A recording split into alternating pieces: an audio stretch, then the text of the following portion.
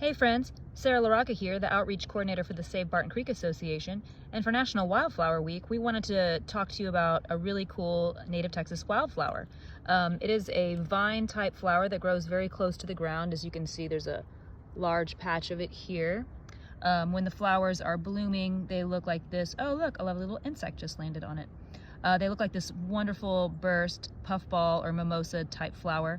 And when they're spent, they look a little bit more like that. But what we're here to talk about today isn't the flower itself, but the actual leaves and something that they undergo.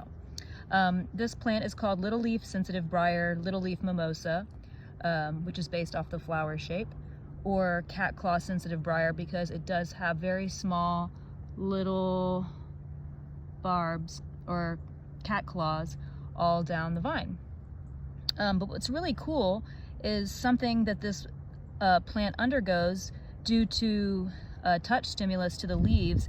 The phenomenon is called thigmonasty and is a mechanosensory response with where water within the cells and or other cells components apply a certain amount of force against the cell walls of the plant, which is called turgor pressure. So it's a really cool scientific phenomenon that other plants, but not very many in the plant families, do undergo.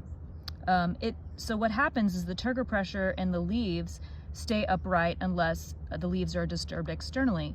So when you touch or shake the leaves, the swollen base of the leaf stalk, which contains contractile proteins, is activated, which causes release of various chemicals, including potassium ions, and these chemicals make water and electrolytes flow and diffuse out of the cells, which results in a loss of cell pressure. Now that's a lot to undergo, and you wonder, why does this happen? Why does the plant decide to squeeze its leaves shut? What would that solve? And the process of unfolding and recoiling the leaves can cause a lot of energy for the plant.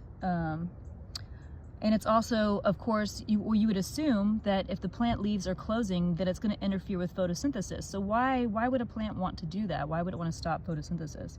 And there's no conclusive proof as to why the touch-me-not plants evolve this trait. Touch-me-not is another common name for it. A lot of plants that undergo this closing of the leaves are called touch-me-nots. So side note's another reason why to refer to plants by their scientific name for this one would be Mimosa microphylla, as opposed to common names, because multiple plants that undergo this phenomenon are also called touch-me-nots. But back to what we're here to talk about. Why do the leaves close?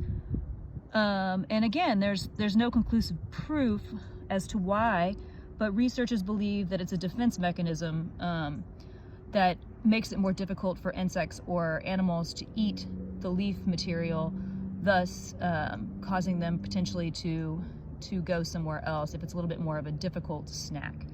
So all this talk, let's see what we're going to see here. So it's something as simple as touching the leaves with a stick, and you can see